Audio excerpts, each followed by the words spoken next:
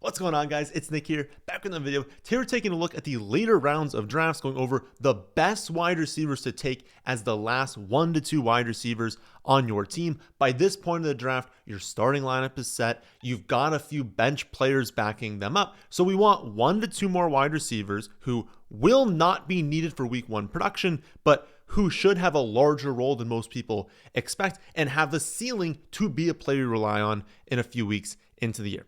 Start off with 2 obvious names, and that's Xavier Legette and Jalen Coker, with the Adam Thielen trade to the Vikings and Hunter Renfrow getting cut. We know that the 3 wide receiver sets for the Carolina Panthers will be Ted McMillan, Xavier Legette, and Jalen Coker. My projections have them basically back-to-back as 13th round picks in 12-team leagues. I think my lean is Jalen Coker, though.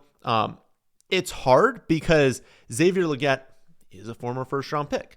He will probably be on the field in 2 wide receiver sets, so he'll just be out there running more routes. So you would think his path, if he was good, is a little bit easier. I just don't know. Like, my gut still says, even though Coker is going to run fewer routes, that he's just a better player, and he's the one I'd probably want in fantasy. He was awesome last season. He finished with a higher yards per route run than Xavier Legette. He had more average separation. He commanded targets at a much higher rate. It was pretty evident that, he should be on the field more.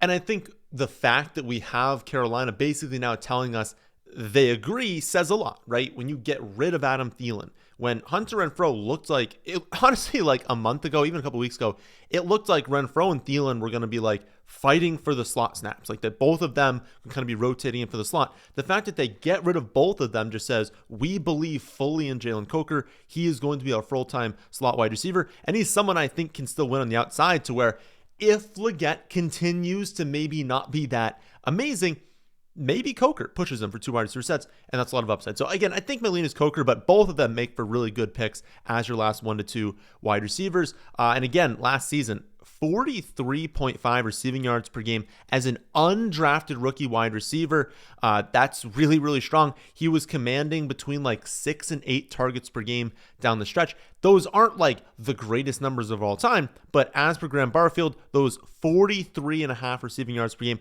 was the 8th most for an undrafted rookie since 2000. So that's pretty good. The 8th most receiving yards per game as a rookie, as an undrafted rookie since 2000. That's really, really strong.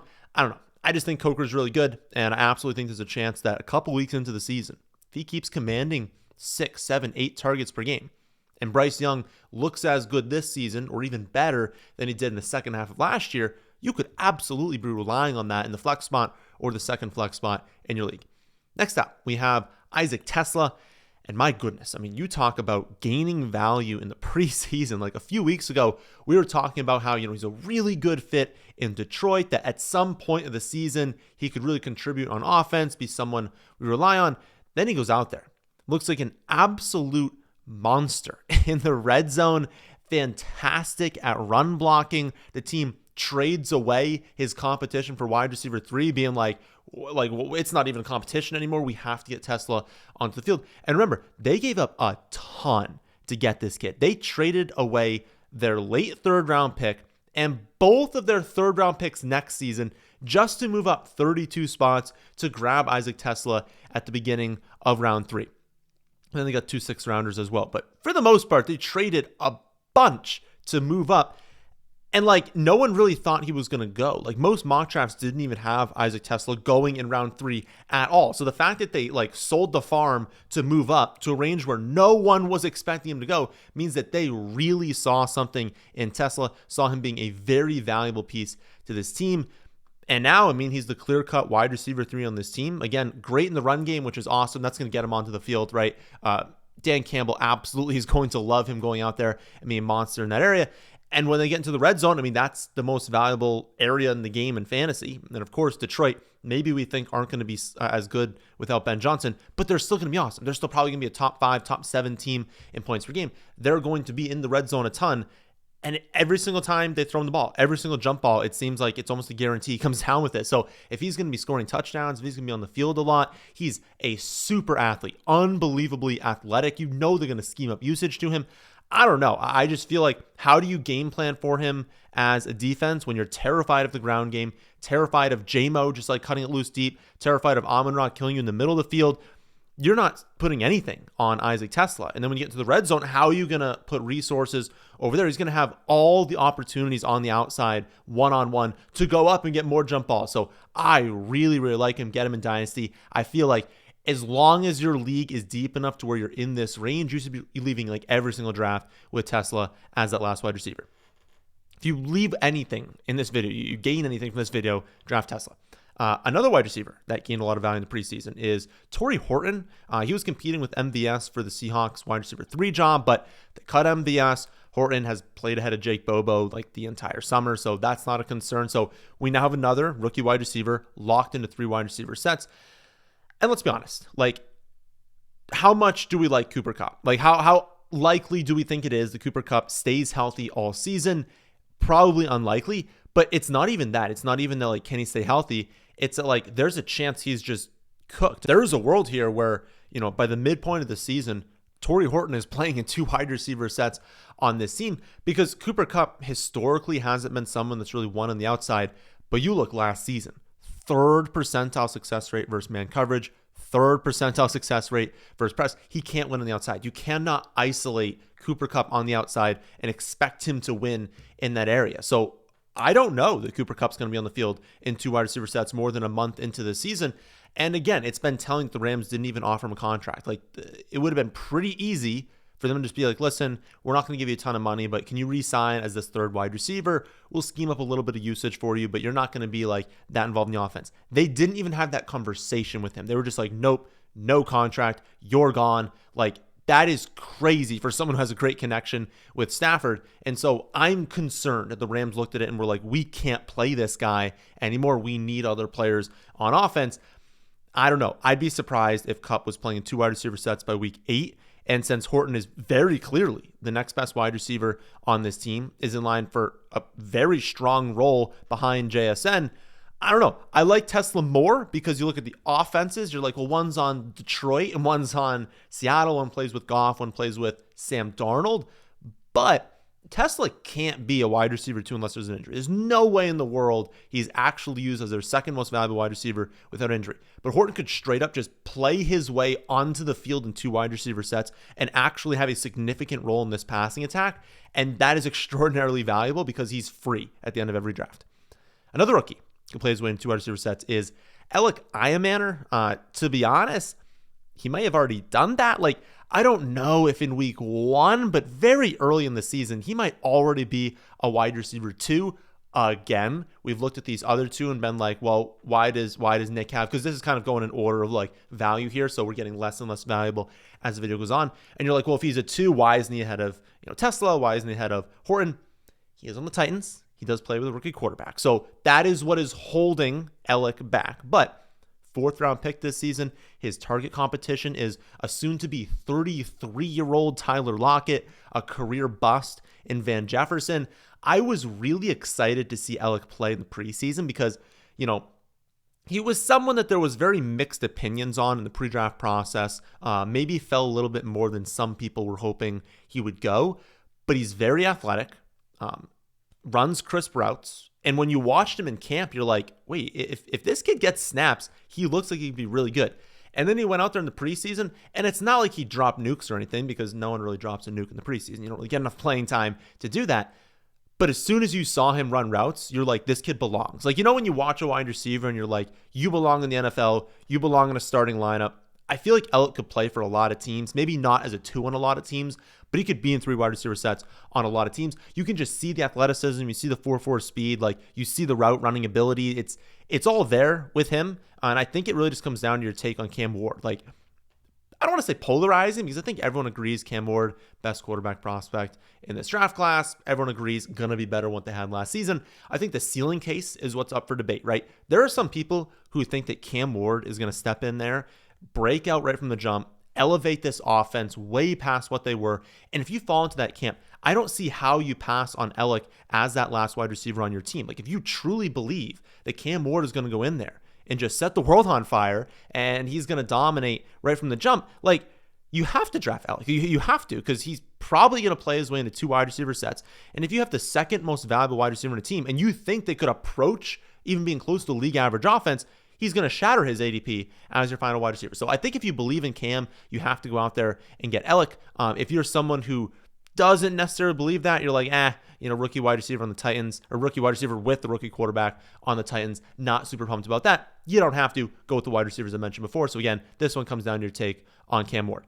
Another great last round wide receiver is Malik Washington. My model loved Washington in the pre-draft process. Unfortunately, it thought the NFL did him dirty, having him fall to the 6th round. And once that happens for a wide receiver, the model kind of accepts defeat and is like, yeah, it's much less likely that this wide receiver is going to break out, especially as a rookie.